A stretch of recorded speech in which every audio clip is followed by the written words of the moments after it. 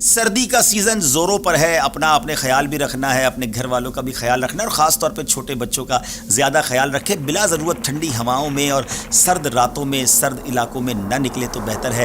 اور اس میں کچھ احتیاطیں بھی بتا دیتا ہوں۔ ہیٹر کا استعمال ہوتا ہے بہت سارے ملکوں میں، اور کہیں کہیں تو گیس کا ہیٹر ہوتا ہے، اور ہم بعض اوقات اس کے حادثات بھی سنتے ہیں۔ تو جب آپ رات کو ہیٹر یوز کر رہے ہیں اور سونے کا ارادہ ہے تو ہیٹر کو بند کر دیں، روم پہلے گرم ہو جائے، پھر ساری رات اسے کھلا رکھ کر نہ سوئیں، کیونکہ ہم نے کئی حادثات سنے ہیں کہ گیس لیک ہو گئی، آگ لگ گئی، یا گیس کی وجہ سے دم گھٹ گیا۔ اور اسی طرح اگر الیکٹرک ہیٹر بھی ہے تو بھی رات سونے سے پہلے اسے بند کر دیں۔ اور سبحان اللہ، میرے آقا علیہ الصلوۃ والسلام کی احادیث کتنی کمال کی ہیں کہ ایک حدیث پاک کا مضمون ہے کہ اگر رات سونے کا ارادہ ہے تو اپنے گھر میں آگ کو نہ چھوڑو، بلکہ آگ کو بجھا کر آرام کیا کرو، کیونکہ وہ آگ جو ہے وہ بڑھ بھی سکتی ہے اور اس سے آگ لگ سکتی ہے۔ اسی طرح ناظرین، ہم شال کا یوز کرتے ہیں، چادر کا استعمال کرتے ہیں، اس میں بھی کچھ شرعی مسائل بھی بیان کر دیتا ہوں، اور اس کے ساتھ ساتھ کچھ احتیاط بھی۔ چادر کا اگر آپ استعمال کر رہے ہیں، شال کا استعمال کر رہے ہیں، تو نماز پڑھتے وقت آپ نے ایک احتیاط یہ کرنی ہے کہ نماز میں اس طرح دیکھیں، دونوں سرے آگے کی طرف ہیں، اس کو صدل کہتے ہیں، اور نماز میں یہ مکروہ تحریمی ہے۔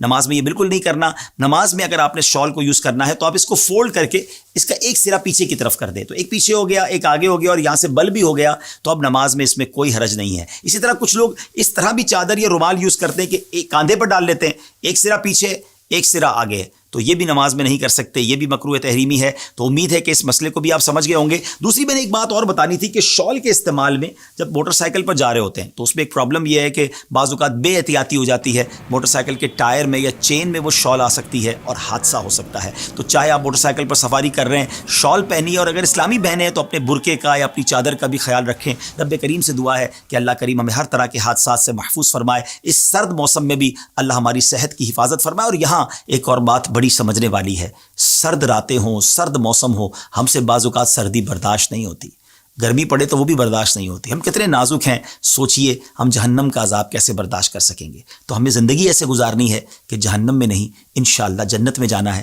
نمازیں پڑھیے، اللہ کی رضا والے کام کیجیے۔ رب کریم مجھے اور آپ کو جہنم کے ہر قسم کے عذاب سے محفوظ فرمائے۔